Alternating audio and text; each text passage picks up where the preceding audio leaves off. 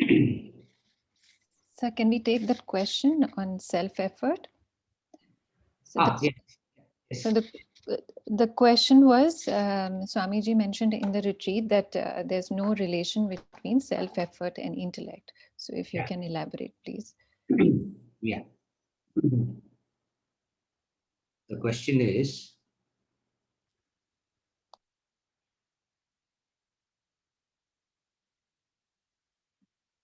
there is no connection between self-effort and intellect. Elaborate it.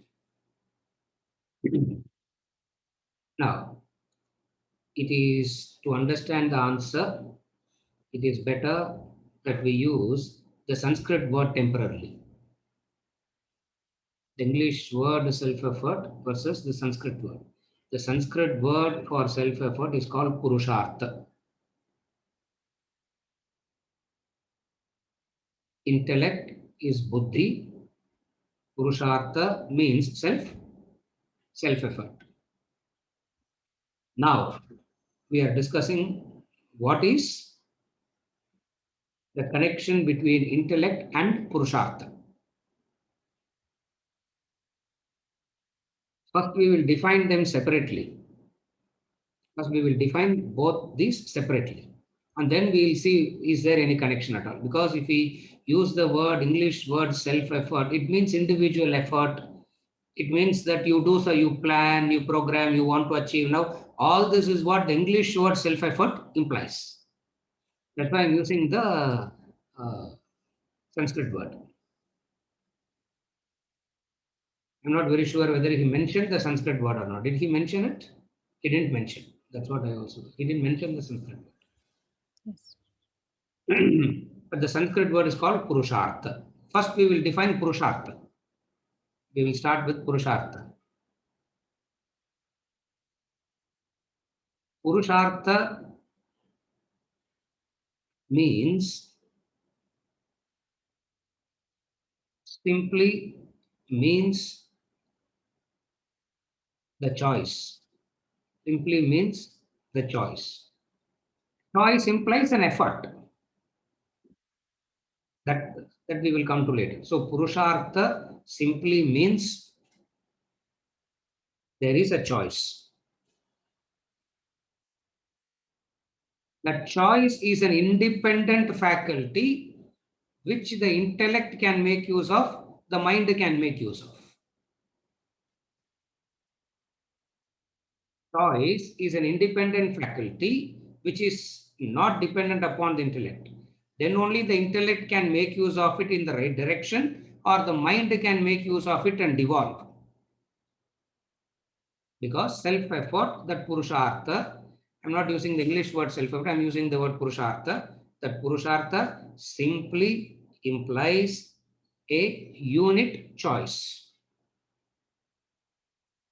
That unit choice can be rightly, effectively made use by the intellect. In fact, all this Vedantic knowledge is nothing but the intellect making use of the choice effectively. So there is a choice which can be accessed by the mind. It is accessible to the mind. It is accessible to the intellect. That is why he said you cannot connect Purushartha to intellect. Intellect makes use of it, but it is an independent entity. If it wasn't an independent entity, if you are into devolution, you can never evolve. You will be just devolving, infinite devolution.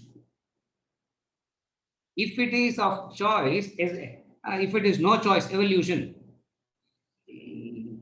you get into something which doesn't talk about the fact of life. What is the fact of life? We always say at every point of time, you have a choice. In every split second, you have a choice. That choice is called Purushartha, self-effort. And why the word Purushartha is translated as self-effort. Why we couldn't have, why we didn't translate it as choice? Why we have to translate it as self-effort? Purusha means individual. Artha means the wealth. So Purushartha literally means the wealth of a human being. What is the wealth? Is buddhi the wealth? Is emotions the wealth? Is the physical body the wealth? Is the knowledge that he has the wealth? What is the wealth? The capacity to make a choice. That capacity is a neutral, independent entity. It has got no connection with, you cannot tie it to the intellect. Because most of the time what people understand is self-effort means it is connected to the intellect and is seen only in the direction of evolution. How can you say self-effort and evolution? Can you say that? The implication itself doesn't come there. Whenever you talk about effort, it is always spoken about in a direction of positivity, evolution, growth, etc. But in the fact of life is this Purushartha is a neutral entity. It's a neutral entity. Whatsoever the equipment is powerful, they can make use of it. Whichever equipment is powerful, they can make use of it. Mind is powerful, mind will make use of it. Intellect is powerful, intellect makes use of it. But nevertheless, Purushartha runs parallel. Purushartha runs parallel. Parallel means untouched by the a neutral force, unconnected to the intellect.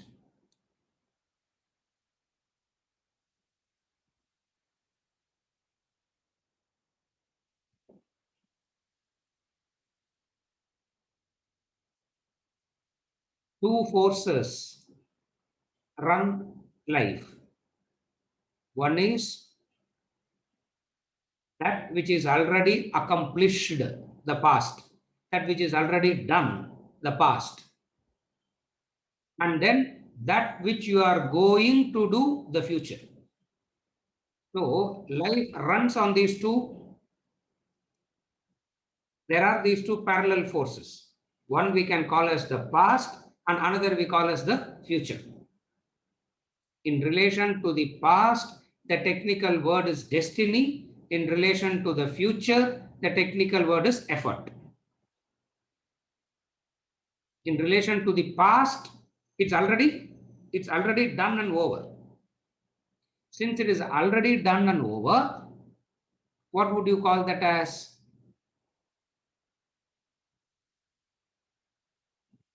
Over that you have no choice because it is already, the choice is already made use of. It's like you have an overdraft and you have made use of it.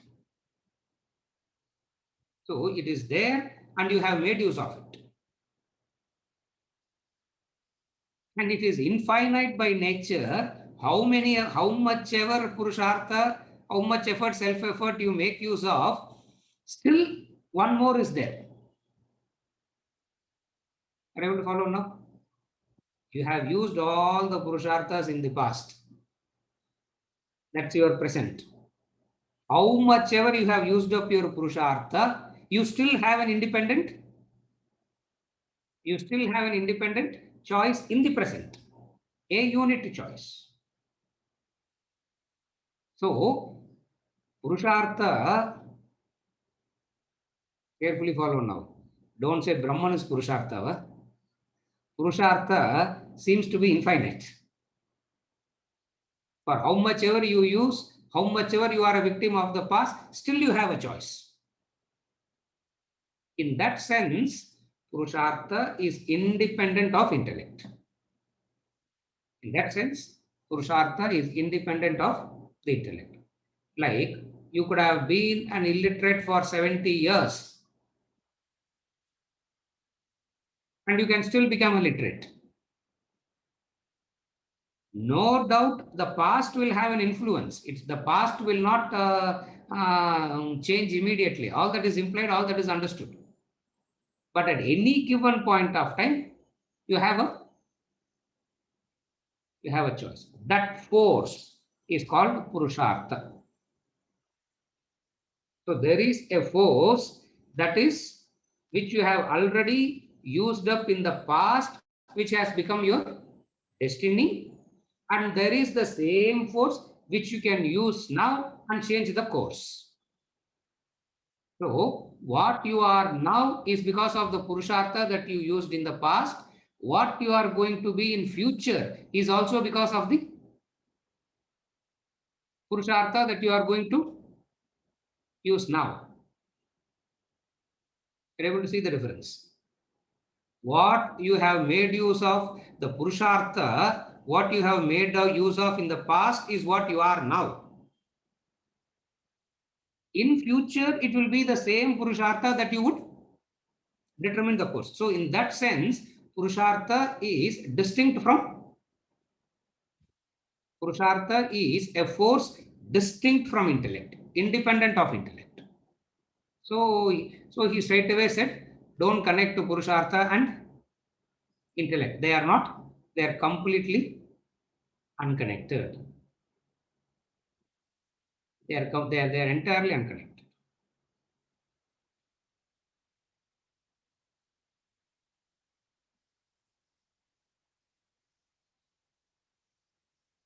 Are you okay till now, Anush? Yes, but I have one small query. So if self-effort Yes. is independent of vasanas also, but the actions that we do Yes. is propelled by the vasanas, thought, desire, action. Yes. So how do we say that the action that we are presently engaging in is coming from Purushartha or it's coming from vasanas?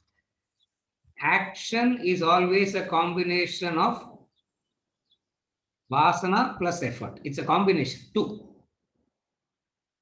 When we talk about the chronology of action,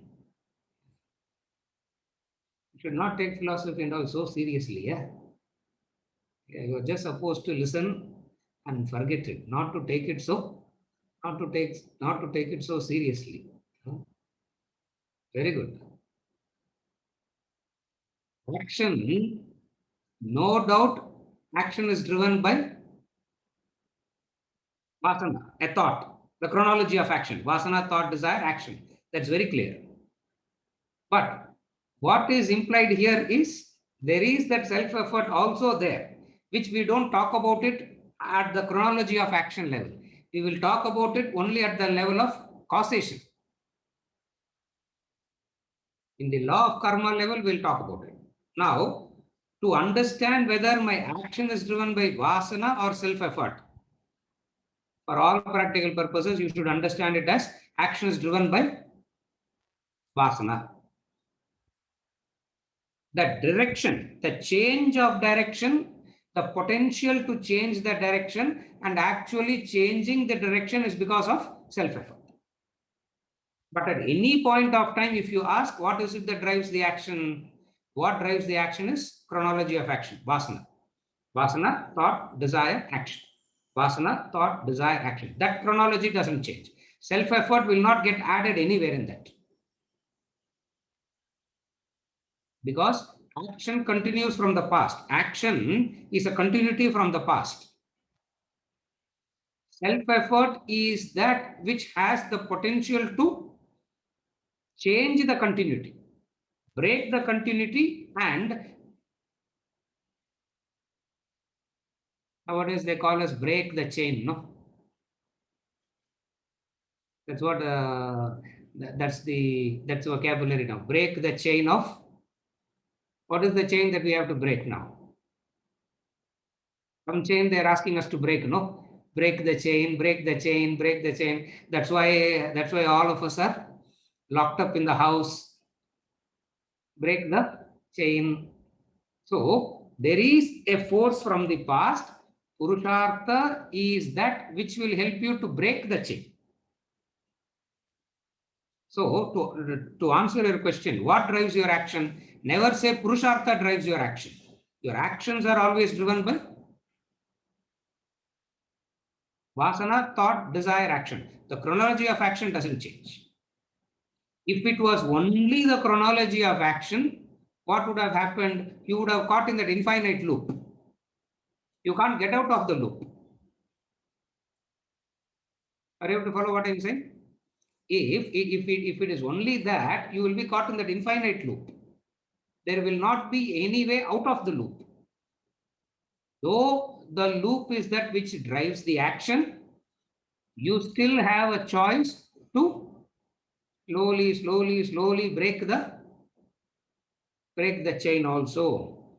That starting point of breaking the loop has to be independent, no? It has to be independent. Then only you can break the loop. If it is also dependent, then how can you break the loop? Since you are breaking the loop, it implies that there is something, there is a force which is completely different. But to answer your question, is actions driven by, that's what your question, no? How do I understand whether my actions is driven by vasana or self-effort? You don't make an effort to self-effort. It's there, running parallelly in each and every thought and action. It's there running parallel. So, how do you understand? Actions are driven only by vasanas, not by self-effort, purushartha. Actions are driven only by vasana, thought. Purushartha is an entity which can add up to the intensity or reduce the intensity or change the direction. There is a momentum from the past, which is what drives your action in the present. That momentum can be, you can intensify that momentum, or you can reduce the intensity of the momentum. The very fact that you can increase the intensity or decrease it means something is running parallelly along with it. Intellect makes use of it. Intellect makes use of it. So actions are driven by vasanas only, not by self-effort.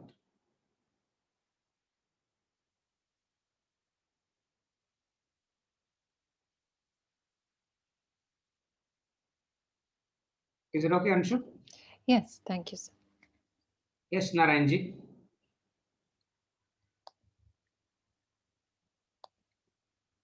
Wait, somebody has to unmute. Yes. This relates to that explanation where a boat is sailing and the speed of a boat, and when it goes upstream there is a drag, and when it goes downstream there is a Yes. and so when the boat is going at 16 miles per hour, and if there is an upstream of 2 and the river gives a drag of 2 miles per hour, the effective speed of the boat will come to 14. Yes. And when it goes downstream, effective speed will go up by 2 miles per hour, which is 14 plus 2, 18. Exactly. Yes. And the speed of the upstream speed and the downstream speed cannot be changed. What can be changed only is the motor speed of the boat. Exactly correct. Motor speed is the Purushartha. Motor speed is the intellect. Upstream or downstream is the Purushartha. Upstream or downstream is not prarabdha, which is that is the force that goes. You can use the, what is it that you are using to change it? intellect. Effort is done there. Now the effort can happen in the same direction, or the effort can happen in the opposite direction. That's why I said a few minutes before, either you can continue in the same direction, increasing the intensity of the past, or you can do something different and reduce the intensity of the past. That example of boat conveys only one thing. What? There is a parallel force. The example of boat conveys, the example of the tailwind, headwind, or the example of the boat and all that conveys only one thing. What? There is a force that is there along with your effort. That force, when we say effort, that's why I'm not using the English word effort at all, because the English word effort is very, it's not, in this context, it doesn't fit in exactly. That's why from the beginning I'm using the word Purushartha. So the motor speed and the headwind, tailwind should not be compared here. That is taking the example out of the scope. If I take that, if I bring that in, I'm taking the example beyond its scope. How do we say it is beyond its scope? There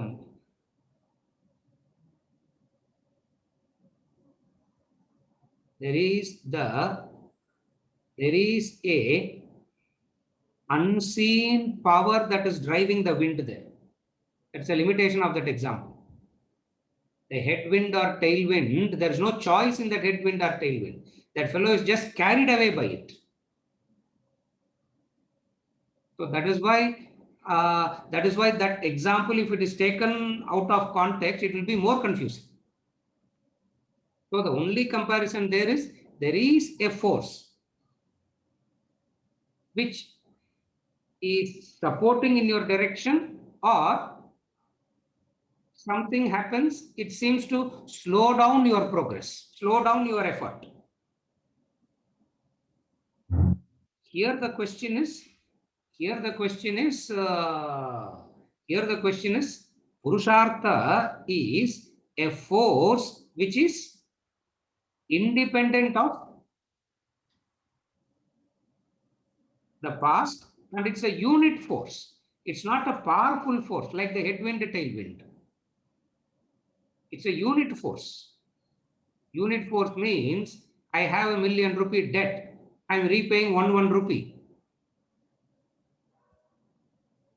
What is that 1 rupee compared to the million? What is that million? Million is the past.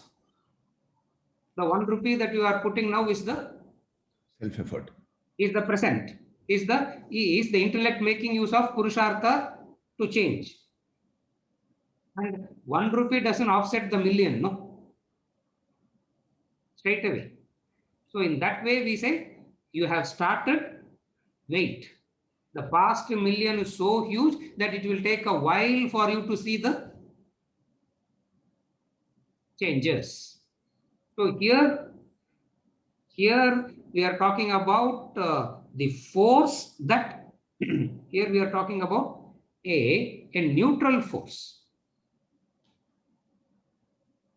A neutral force means it can be used for evolution as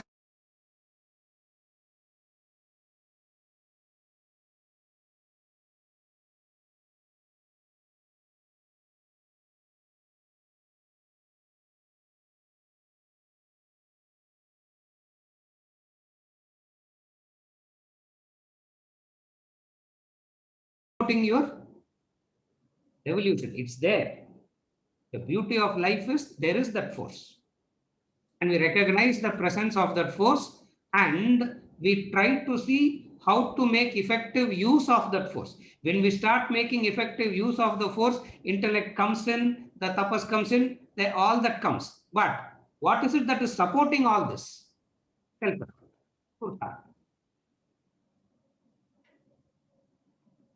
What is it that is supporting it?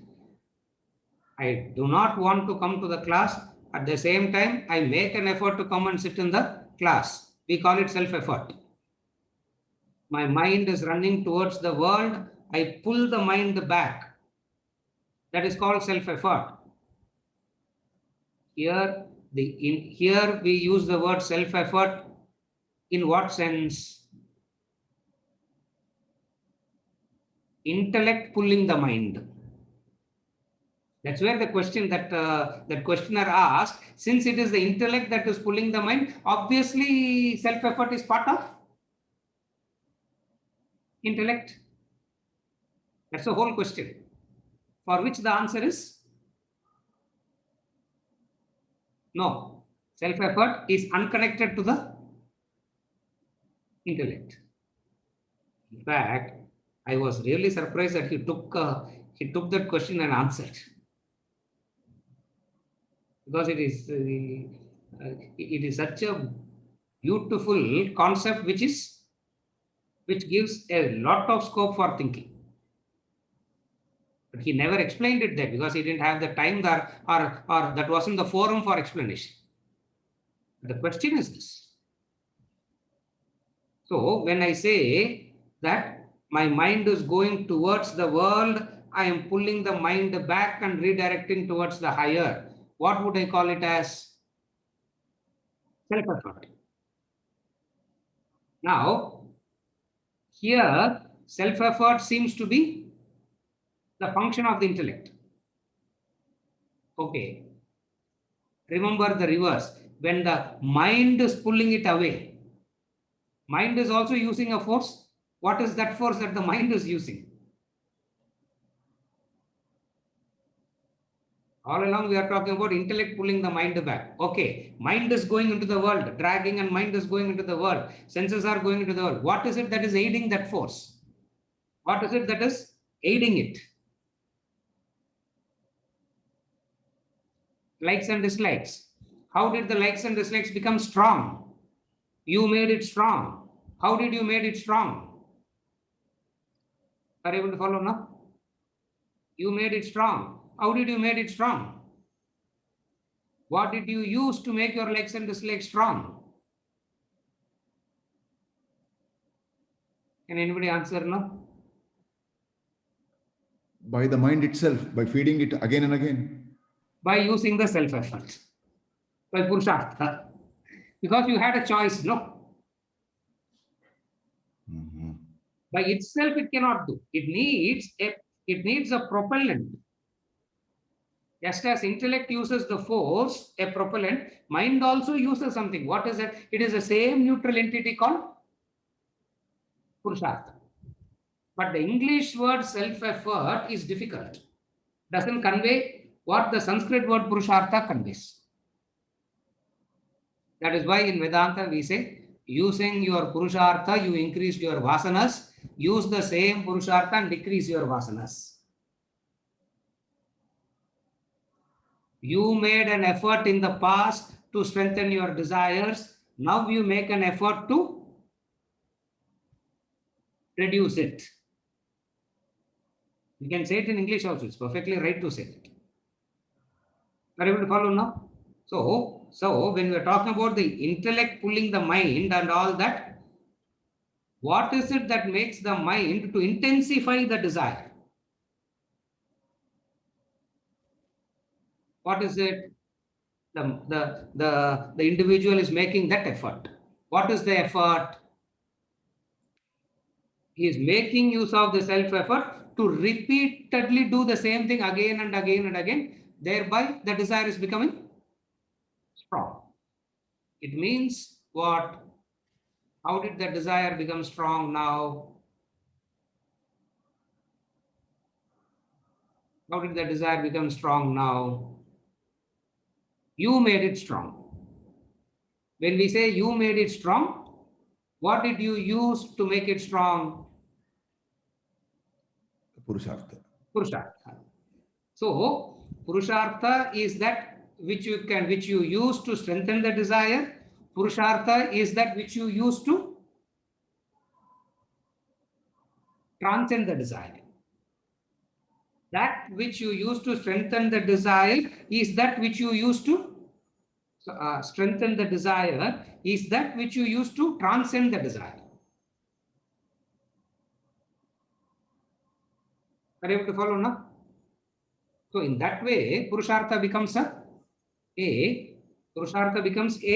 neutral force.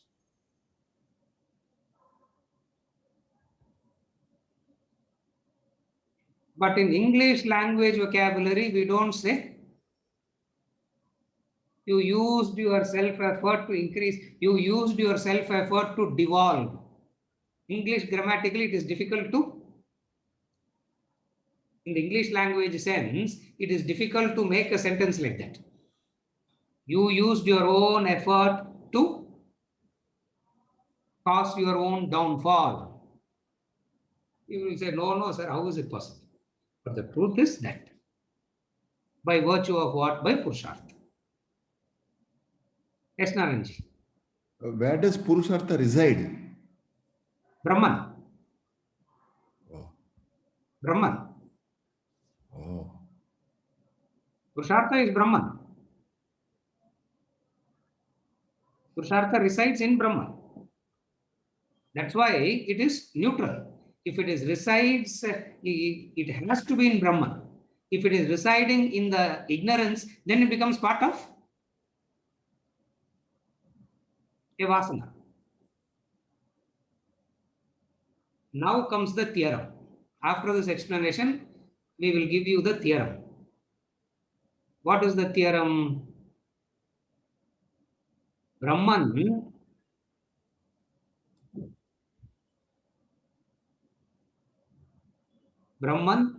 is everything. If Brahman is everything, Purushartha also has to be in Brahman. When Purushartha, when Brahman makes use of the Purushartha, one thing pops out. What pops out? The first vasana pops out. So when the first vasana pops out, is it the first vasana alone that popped out? What popped out along with the first vasana? What popped out along with the first vasana? Either the capacity to go back or one can become two.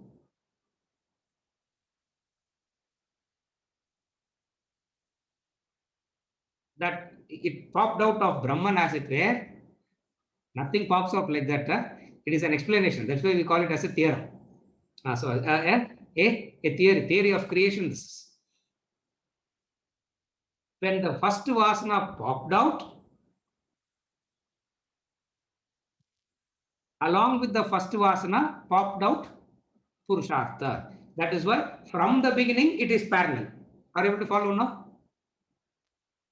Now at the level, at the first vasana, it has a choice now. What is the first? What is the vasana? What is the choice that the first vasana has? To go back or become two. Carefully remember, it cannot just stay at one. It just cannot stay at one. It cannot say neither I will go back to Brahman nor I will add up. I will just stay as one. That possibility doesn't exist. Therefore, what happens? If it doesn't go back, it becomes Vasana 1 becomes Vasana 2, Vasana 3. So now if it is Vasana 10 means what? From Vasana 10, it cannot straight away jump to Brahman. It has to go back. 10, 9, 8, 7, 6. Purvavadanam Mahadavadanam, he says.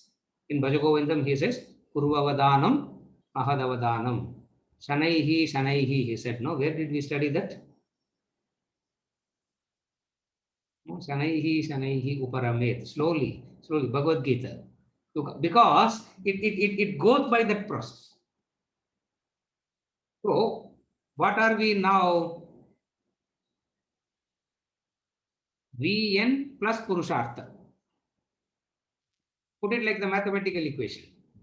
V1 plus P, V2 plus P, V3 plus P, V4 plus P. Where are we now? Vn. Vn means n number of vasanas. Along with P, and that P is running parallelly from where? From the beginning. Along with vasana, it pops out. Therefore, intellect being a product of the vasana, Purushartha is not connected to the intellect. It is separate because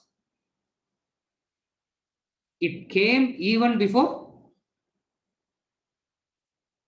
It came before the intellect. So how can it be a part of the intellect?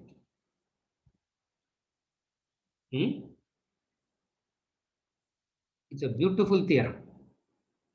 It's a beautiful, very logical, very logical explanation. But again, every example, every theorem has its own limitations. Will has its own fallacy. What is the fallacy?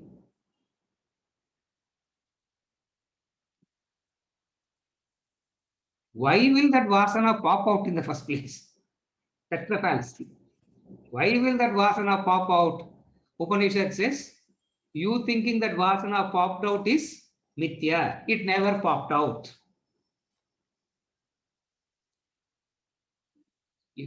There is a question and then there's an answer to that also. And when we start talking like this, we feel maybe in the class we could have avoided because nothing is, nothing is, it's all going over the head, not knowing, not able to understand anything of what is being said. It's not difficult at all to understand. It's a parallel force. A parallel force which intellect can make use of.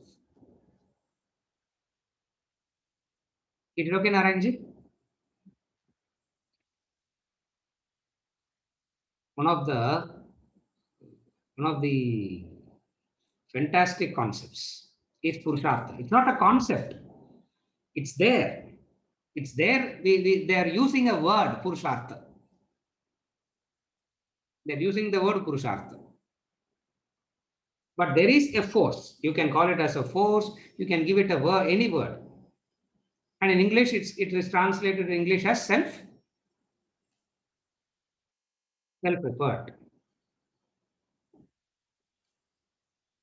Purusha means being. It's not only human. Please understand that. All beings can be called Purusha. Purusha doesn't mean only human being. Purusha means beings. So in every being there is this. Unicellular becoming bicellular. By what? Bicellular becoming multicellular. By what? First one sense organ develops. And then the second sense organ develops. And then the third one. There are species that has one sense organ. There are species that has two. There are species that has three. There are species that has four. There are species that has five. And we have six. 7, 8 line. It stops. There is no 7, 8, 9, 10 and all. There is no 7, 8, 9 and all that. It is a neutral. It is a neutral force. That is the very source of creation itself. Intellect being the product of creation. Intellect being the product of creation. You can't say self-effort is part of intellect. That's the answer. Is it clear, Anshu, now for you? Yes, yes. Thank you so much. Yes, yes, Narayanji.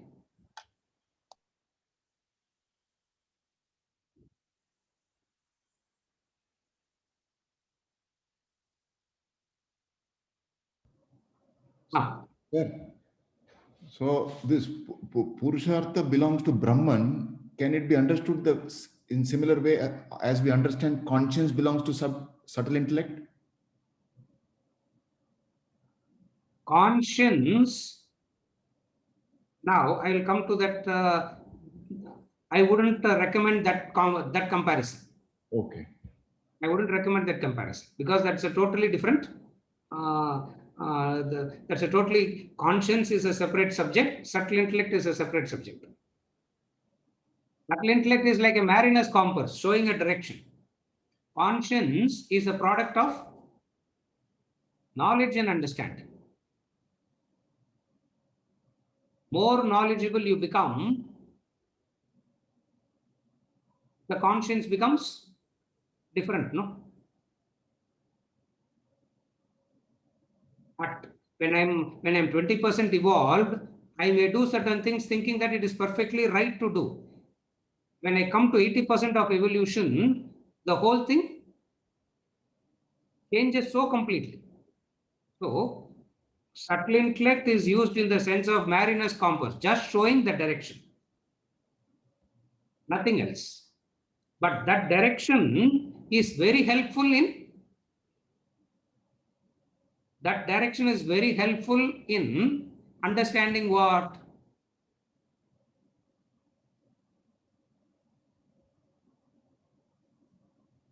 What all I should not do. In that direction of this is what you have to do. What all is implied there? What all you shouldn't do.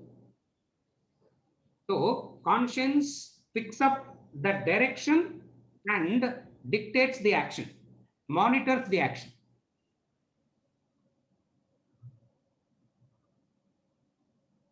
I'm answering your question also. I'm not brushing the question.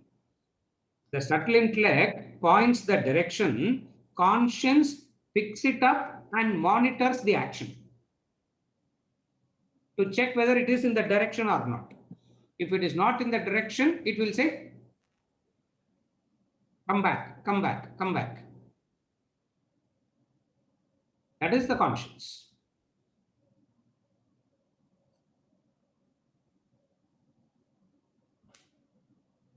Okay. Okay. Yeah. So, the very Purushartha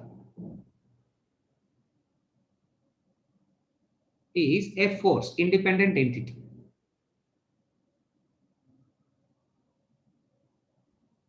Anshu, now just to confuse you more.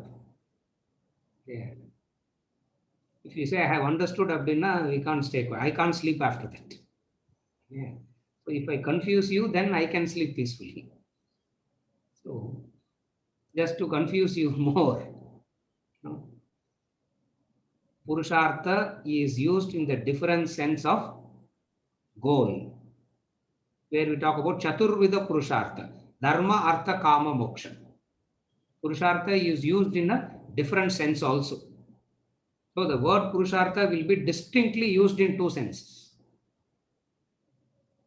Why he uses the English word self-effort? Because most of the time people misunderstand the word Purushartha in connection to the Chaturvida Purushartha. Not without reason he is not using the English. Not without reason he doesn't use the Sanskrit word. Because the Sanskrit word Purushartha has another meaning. What is the other meaning? The four pursuits of life. Dharma, Artha, Kama, Moksha. Chaturvida Purushartha we say. Artha, Kama, materialistic pursuit. Moksha, spiritual pursuit. Dharma, guides. Moksha, the spiritual pursuit. Artha, Kama, materialistic pursuit. And Dharma guides. That's why the Dharma guides the materialistic pursuit also. In the name of materialistic pursuit, you can't become adharmic, no. So Dharma guides the materialistic pursuit, and that Dharma guides the spiritual pursuit.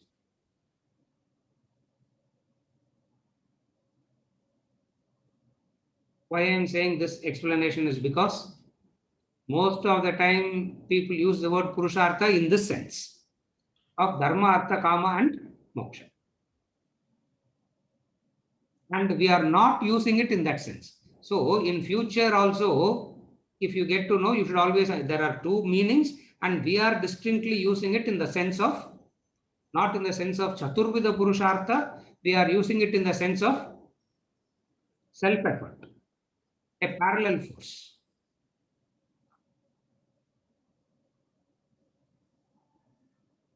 Otherwise, I don't know. I'm assuming so because I don't do that at all. I'm assuming so. If you type in Google Purushartha, if you type, you know what it will show? I'm assuming it will show only this four. Dharma, Artha, Kama, Moksha, only it will show. It will not show. Maybe in the 10th page, it may show self-effort. 9 pages, it will talk about Dharma, Artha, Kama, Moksha. Dharma, Artha, Kama, Moksha only. I'm assuming so. I don't know. I'm assuming so. Because that is the more popular. That is the more popular meaning. And we don't use it in that sense. We are using it in the sense of self-effort. I'm saying this because, I don't know. Did anybody try typing Purushartha in Google? Don't try, yeah? Now you don't try. You're all such a lovely people, huh? Don't Google at all. Very good. Don't Google, huh? Yes, don't Google. Mail you use that, huh? If you want to know for one thing, you use that.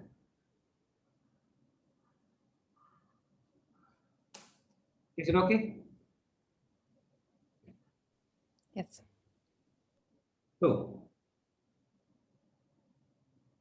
where are we now? Use and abuse of religion. I have got some questions, sir. Some questions have come up on this subject. You want to take it here? Yes. In the continuity of the same topic that we Yes, discussed. yes, Prasad has got a question. Oh, okay. We'll take it up. I didn't notice.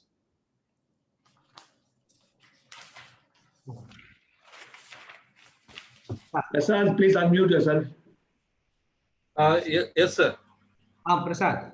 So then should it be called capital S or small s? Small s, not capital S.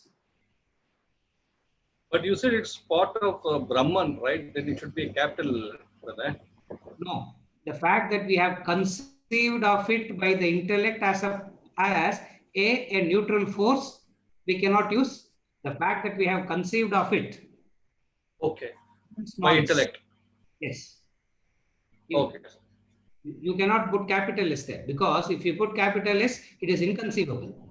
But we are able to conceive this as a parallel force. We are able to conceive of something as a neutral force, no? Okay. Since the fact that we are conceiving it, it cannot be called capital S. It has to be called only the small s. Though it originates from Brahman also, it has to be considered small s. Small s only, not capital S. And this can be this force can be used either by mind or intellect, both, right? Yes. Because mind and intellect is the product of the vasana, no? Yes, sir. Mind and intellect being product of the vasana, they make use of the self-effort. Okay. Thank you, sir. Venkatachalam has got a question, sir. Yeah. Yes, Venkatachalam. I think my question is also same regarding mind and intellect.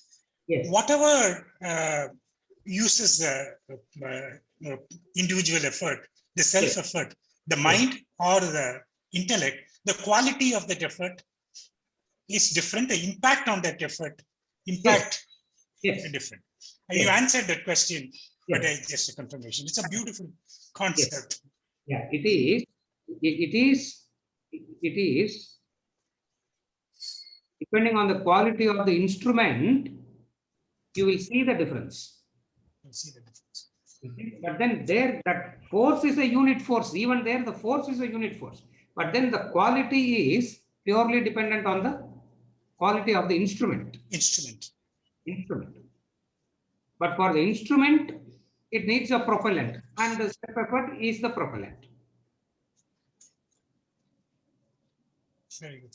So, yeah, different. Yes, the impact is it is qualitatively it becomes it is dependent on the quality of the instrument.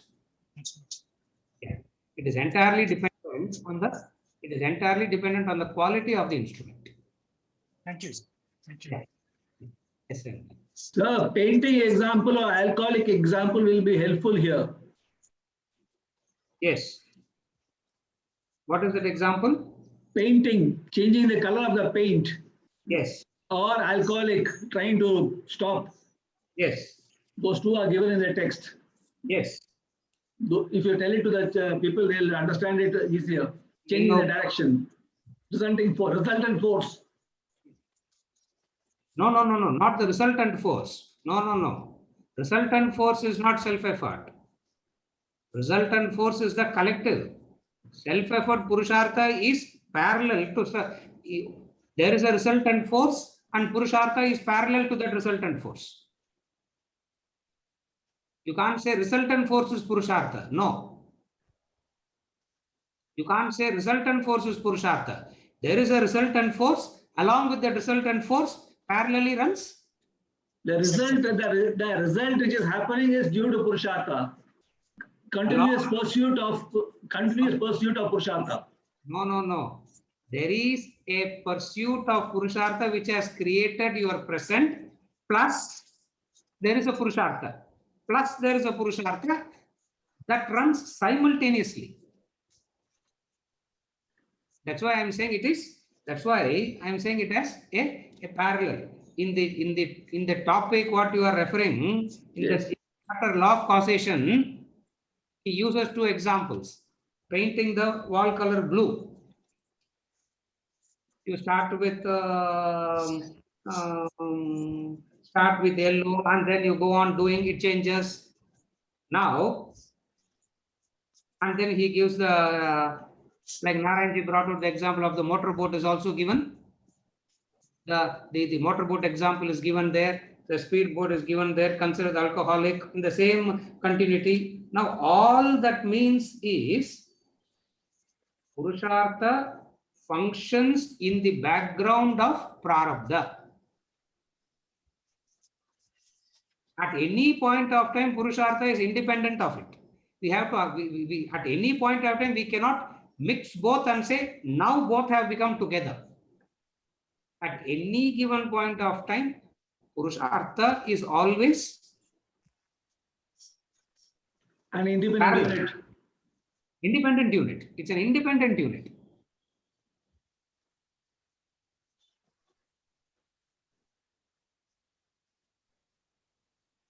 Yellow color, blue paint, it turns green, and then you continue to apply all this. There are three examples given there. All in all this example, what is conveyed is Purushartha is something which runs parallel. It can never become, you can never combine Purushartha with something. Plus Purushartha, plus Purushartha, plus Purushartha. When it comes to this topic. So he said, keep on applying it. Keep on applying it means you can't apply self-effort directly. Intellect can make use of it. So when we say make use of your self-effort, means it is the intellect that can make effective use of it. And change the destiny. And change the destiny. Even as I am changing the destiny, I can still fall back. I can still go back. So This it is means, one unit. yes, because he has one unit. Therefore, that one unit is always there. And that one unit, Step by step. yes, step by. Now, theoretically understand. Supposing I have eliminated everything, I have come to the last vasana. Automatically, it will not go back into Brahman. Again, the self-effort has to be exercised to get back. Oh, I have done 99. Why can't the last one just go by itself? No. So, from the beginning of creation till the creation gets winds up, Purushartha is a parallel force. Unit parallel, understand it as a unit force. unit force in the backdrop of a million. In fact, what is million? What is a million? 1 into million. That's 10 to the not- power of 6. No, just number of ones, that's all. 2 is 1 plus 1, 3. It's all the number of ones goes on increasing, that's all. When the number of ones goes on increasing, it gathers a strength. Just as one tree, there is no fear. 500,000 trees,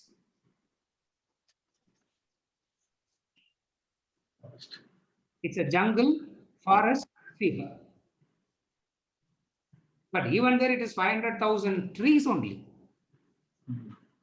Even then, it is 500,000 trees only. But the collection of it gives it a totally different dimension. So, Purushartha is that unit force. So, whatever the million today is nothing but I made use of it like that. Why do we say that? Is because it's an unending reserve of Purushartha, no? I have exhausted all my Purushartha. I don't know what, I can't do anything now. If a person says that, we will say what? No, it's wrong. For it is, that unit force is always there. It's a hope. Yes, that unit force is always there, and we make our hope on that effort. Our hope comes from that unit. Single unit. If that unit wasn't there, hope has no meaning. It's a hopeless hope. Situation. The vasanas controlling. Otherwise, you become a victim of the vasanas. No. It's not a hopeless hope. That hope has a reason. The hope has a basis. What is the basis? The basis of that hope is that unit force. And that unit force is called Purushartha. Is it okay, Ganesh? Yes, sir. Resultant force Purushartha soladinga. Destiny is correct. Only destiny is resultant force. Destiny is resultant force. In that resultant force, plus Purushartha is there. Yes. So Vn is the destiny plus Purushartha. So this is the discussion for today. Purushartha and intellect. Unnecessarily, she made me to remember all that. I forgot all this long back. Unnecessarily, she made me to remember all this. Good, very good. Thank you. Is it okay, Anshu? Thank you, sir. Yes. Yes. Okay. With this, we conclude for today, and we continue with the chapter Use and Abuse of Religion next session.